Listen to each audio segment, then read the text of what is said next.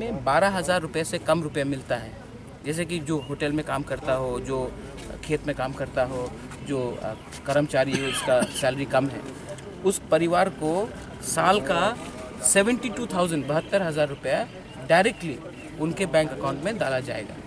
मतलब कि 6,000 एक्स्ट्रा हर महीना उस परिवार को दिया जाएगा। वो 6,000 रुपये से आप अपना बच्चे का एजुकेशन कर सकते हो, ट्यूशन के लिए। आपका भाड़ा का घर हो तो आप भाड़ा का घर देख सकते हो। ये ऐसा स्टेप है, और राहुल गांधी जो बोलता वो करता है।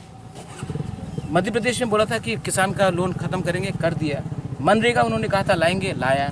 ये भी वो लाएंगे, और ये रुपया बीच में कोई दलाल नहीं खाएगा। ये रुपया डायरेक्टली आपके बैंक अकाउंट में जाएगा।